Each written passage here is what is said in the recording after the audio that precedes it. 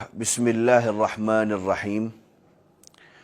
आज के इस वक्फ संशोधन 2024 से जुड़े कार्यक्रम में मैंने बहुत सारे वक्ताओं को सुना जिन्होंने वक्फ तरमीमी बिल को लेकर के अपने अपने विचार रखे हैं। मैं किसी व्यवस्था के कारण और बिज़ी शेड्यूल की वजह से आपके कार्यक्रम में नहीं आ सका। मैं वर्चुअली आपको एड्रेस कर रहा हूँ। दो तीन बिंदुओं पर एक्चुअली बात करना चाहता हूँ। देखिए, मैं उन बातों को रिपीट नहीं करूँगा जिन बातों पर हमारे साथियों ने और कलीग्स ने रोशनी डाली है। वक्फ एक ऐसा मामला है जो मुसलमानों की बुनियादों से जुड़ा हुआ है। बात हमारे मित्रों ने कॉन्स्टिट्यूशन की भी की, संविधान की भी की कि इस संविधान में माइनॉरिटीज़ को ये अधिकार दिए हुए हैं कि वो अपने इंस्टीट्यूट को रन भी कर सकते हैं, इस्टेब्लिश भी कर सकते हैं और उनको चला भी सकते हैं।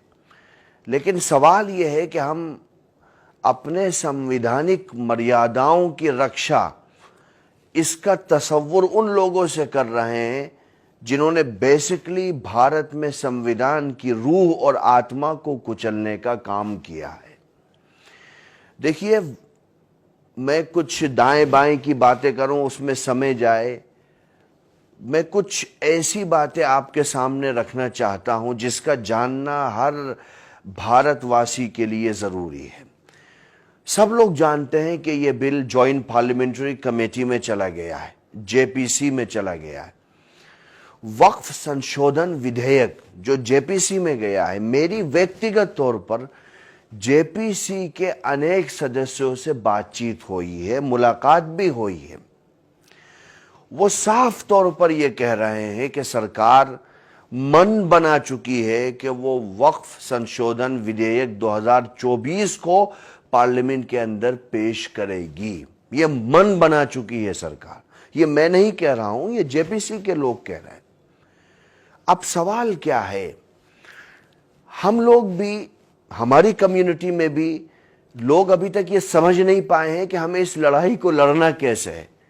एक वर्ग वो है जो इसी पर जश्न मना रहा है कि हम करीब करीब 5 करोड़ ईमेल जेपीसी को भेज चुके हैं और इसको गाजे बाजे के साथ प्रेजेंट किया जा रहा है कि बहुत बड़ा काम हो गया, अब तो वक्फ संशोधन आ ही नहीं सकता है।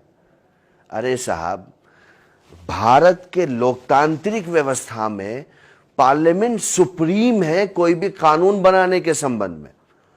आप 5 नहीं 15 करोड़ ईमेल कर दीजिए, अगर पार्लियामेंट चाहेगा तो वो वक्फ पर लॉ बना सकता है। उसको आपके ये ईमेल नहीं रोक सकते।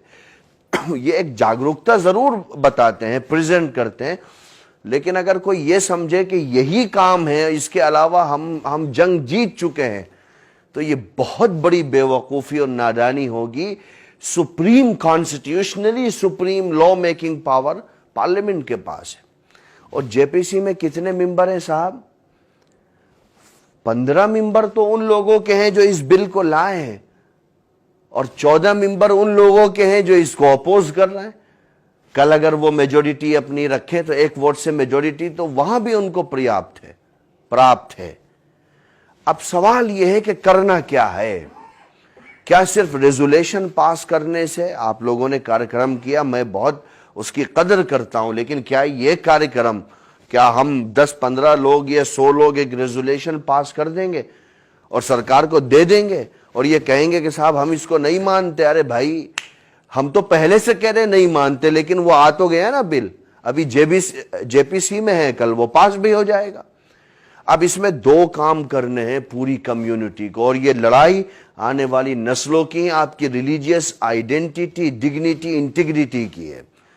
काम सिर्फ उन स्टेट में होना है बेसिकली, वैसे काम पूरे मुल्क में होना है, लेकिन बेसिकली उन स्टेट में काम होना है जहां पर वो पॉलिटिकल पार्टीज जीत करके आई हैं जिनकी बैसाखियों पर यह सरकार टिकी हुई है।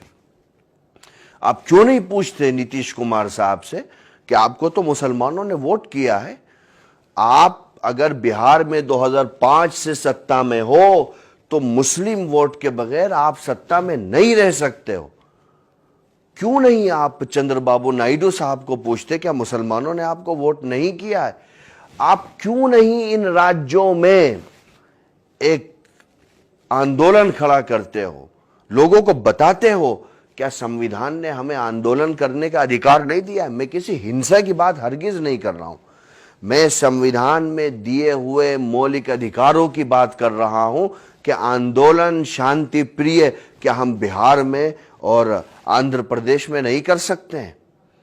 अगर आप इन पॉलिटिकल पार्टीज के खिलाफ पब्लिक मीटिंगें नहीं करोगे और जन आंदोलन नहीं खड़ा करोगे तो साहब इस बिल को दुनिया की कोई ताकत रोक नहीं सकती। लीगली सिस्टम कुछ ऐसा है, आपके पास मेजोरिटी सरकार के पास नहीं है।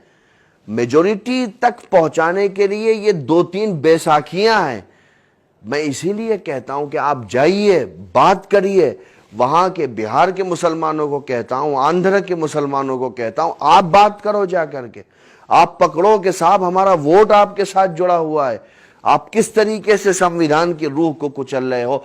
वरना ये पॉलिटिकल पार्टीज के प्रेसिडेंट कहें आकर के कि हाँ हम संविधान को नहीं मानते हैं और हम भारत के संविधान को पैरों तले रौंद रहे हैं। अगर ऐसा नहीं हो सकता तो आप ये सब छोटी मोटी मीटिंगों से और आपके रेजोल्यूशन पास करने से और 2-4-6 करोड़ ईमेल करने से कुछ नहीं होगा। आप जाओ जेपीसी के लोगों के साथ मीटिंग करो तो पता चलेगा कि बात कितनी आगे चली गई है और समय कितना कम है। वो तो ले आएंगे उसे, आपके जो सेशन होगा वो उसी सेशन तक का समय है, उसके बाद वो समय भी खत्म हो जाएगा। इसलिए मैं विस्तार से नहीं जाऊंगा, मैं उसमें नहीं जाऊंगा कि इस क्लोज में अपन आपत्ति है, इस क्लोज में नहीं है। हम सिर्फ इतना कह रहे हैं कि शुद्ध रूप से मुस्लिम एक्टिविटी है, शुद्ध रूप से मुस्लिम प्रॉपर्टी है, शुद्ध रूप से मुसलमानों के लिए प्रॉपर्टी दान कर रहा है आदमी, उसमें सरकार के हस्तक्षेप की या किसी भी प्राइवेट प्लेटफॉर्म के हस्तक्षेप का कोई औचित्य नहीं बनता है। मैं हर रूप से इसको अपोज भी करूंगा और एक्सपोज भी करूंगा। और मैं इन सभी लोगों को कहता हूं कि ये जाएं उन पॉलिटिकल पार्टीज के लिए बात करें जिन पॉलिटिकल पार्टीज को मुसलमानों ने वोट दिया है और वो मुस्लिम वोट की मदद से स्टेट में गवर्नमेंट रन कर रहे हैं। सिर्फ ये एक माध्यम है, उसके अलावा कोई माध्यम नहीं। Thank you.